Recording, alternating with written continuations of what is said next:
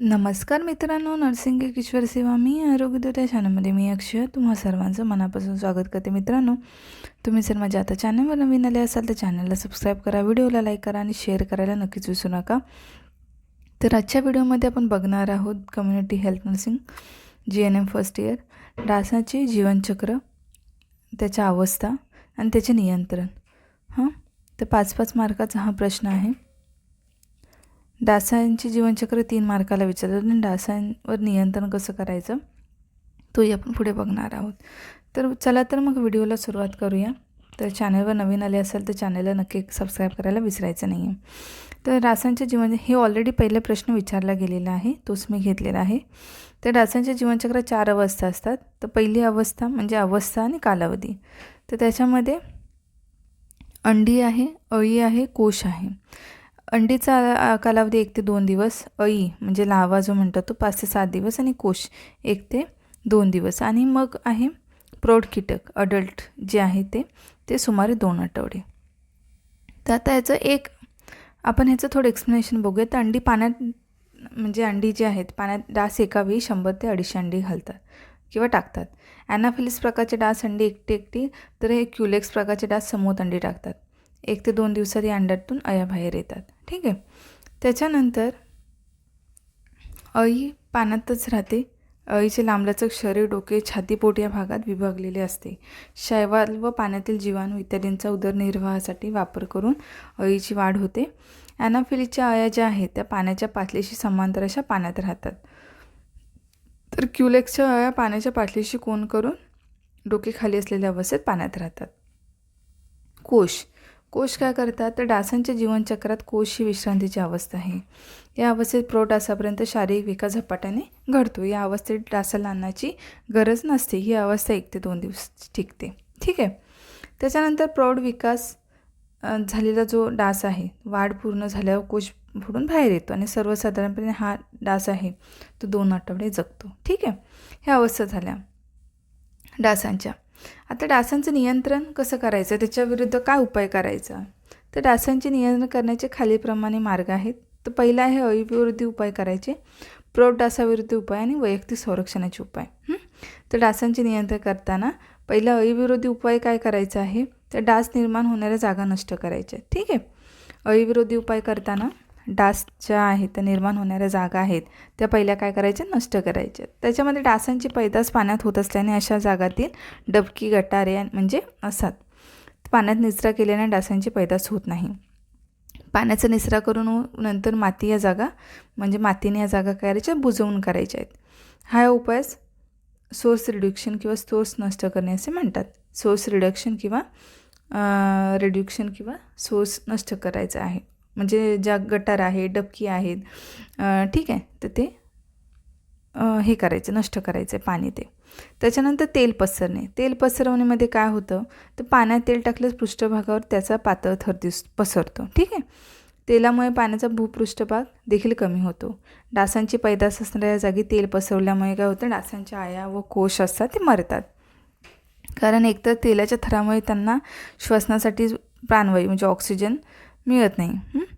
कारण एकतर तेलाच्या थरामुळे त्यांना श्वसनासाठी प्राणवायू मिळत नाही व तेलाचा त्यांच्यावर हानिकारक परिणाम होतो. आणि भूपृष्ठदाब कमी झाल्याने अळ्या व कोश पाण्यात बुडून जे आहे ते गुदमरून मरतात. यासाठी पेट्रोल, रॉकेल, कच्चं तेल, मलेरिओल या प्रकारचे तेल वापरले जाते.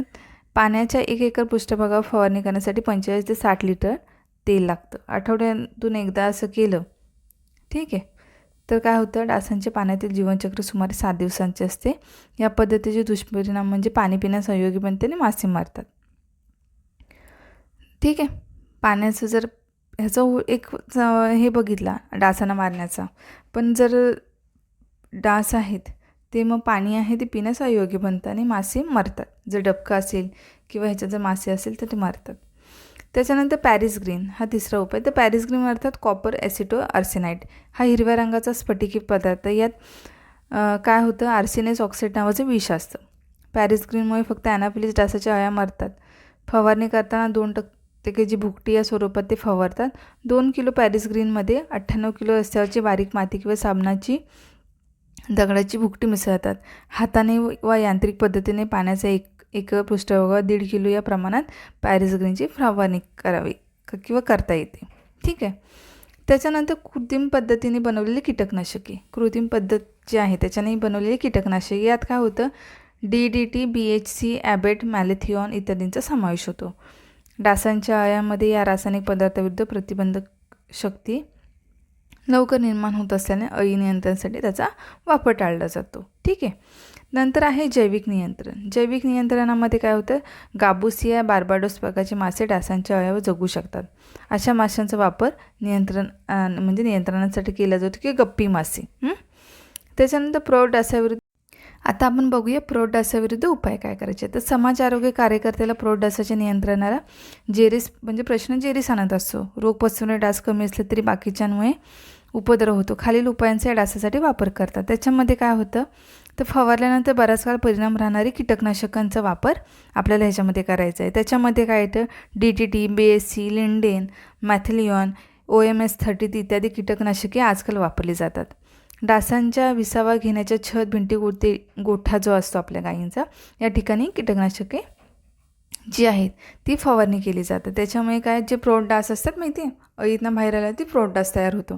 प्रौढ डास आहे त्याच्याविरुद्ध जे आपल्याला काय उपाय करायचे असतील, त्याचा प्रतिबंध करायचा असेल तर DDT पावडरचा, BHC, लिंडेन, मॅलेथिऑन, OMS-30 इत्यादी कीटकनाशकं जे असतात त्याची फवारणी पंप असतो त्याच्या दाबाखाली फवारणी करायची असते. अशा प्रकारे याचा आपल्याला प्रौढ डासाविरुद्ध उपाय करता येतात. तर आता तुम्हाला डासांचे जीवनचक्र कळालं. डासांच्या जीवनचक्रामध्ये अवस्था लिहायच्यात. अंडी, अळी, कोश, प्रौढ कीटक. अंडी 1 ते 2 दिवस, अळी 5 ते 7 दिवस, 1 ते 2 दिवस, कोश आणि सुमारे 2 आठवडे प्रौढ कीटक. असं त्याचं डासांचं जीवनचक्र आहे. आणि त्याच्यानंतर हे डासाचं तुम्हाला एक्सप्लेनेशन केलं. त्याच्यानंतर डासांचे नियंत्रण. आता अळीविरुद्ध करायचं असेल तर अळीविरुद्ध उपाय करायचे आहेत, प्रौढ डासाविरुद्ध उपाय करायचे आहेत. आणि वैयक्तिक संरक्षण करताना ओरली सांगते, आपल्याला मॉस्किटो लावायचं आहे, मच्छरदाण्यांचा वापर करायचा आहे. हे तुम्ही ओरली लिहू शकता. त्याच्यानंतर आजूबाजूच्या जिथे डबके असतात किंवा टायर वगैरे असतात अशा वस्तू ठेवू नये ज्याच्यामध्ये पाणी साचून राहील. ठीक आहे, हे तुम्ही करू शकता. अशा प्रकारे तुम्ही झोपताना मच्छरदाणीचा वापर करायचा. किंवा आता हल्ली मॉस्किटो करण्यासाठी आपल्याला क्रीम्स वगैरे मिळतात. ठीक आहे, तर त्या लावायच्या आहेत, त्यांचा वापर करायचा आहे, जेणेकरून तुम्हाला त्रास होणार नाही, मच्छरपासून संरक्षण होईल. आजूबाजूला पाणी साचू द्यायचं नाही, ही तुम्ही काळजी घेऊ शकता. आपल्या बाजूला डबके साचू देऊ नये. अशा प्रकारे तुम्हाला काळजी घ्यायची वैयक्तिक संरक्षणामध्ये, आजूबाजूच्या आपल्या परिसराची सुद्धा. आणि अळीविरोधी उपाय करायचे आहेत. प्रौढ डासाविरुद्ध उपाय, वैयक्तिक संरक्षण. तर डासांचं नियंत्रण अळीविरुद्ध उपाय करून कसं आहे ते मी इथे सांगितलं आहे. तेल पसरवायचं आहे, पॅरिस ग्रीन वापरायचं आहे. ठीक आहे. त्याच्यानंतर कृत्रिम पद्धतीने बनवलेले कीटकनाशकांचा वापर करायचा आहे, जैविक नियंत्रणामध्ये करायचं आहे. आणि पॅरिस ग्रीन तर मी तुम्हाला सांगितले कसं आहे ते. आणि प्रौढ डासाविरुद्ध काय उपाय आहेत ते पण सांगितलेले आहेत. अशा प्रकारे तुम्हाला डासांविरुद्ध नियंत्रण करता येतं. आणि दुसरी गोष्ट म्हणजे त्याच्या जीवनचक्र का, हा एक 8 मार्काला ॲक्च्युली 15 मार्काच्या प्रश्नामधला हा मी प्रश्न घेतला आहे. तर अशा प्रकारे तुम्हाला जे आहे ते आन्सर लिहायचं आहे. जर प्रश्न विचारला तर आपण लवकरच भेटू नंतर पुढच्या व्हिडिओमध्ये. तोपर्यंत काळजी घ्या, मस्त राहा, स्वस्थ राहा. धन्यवाद.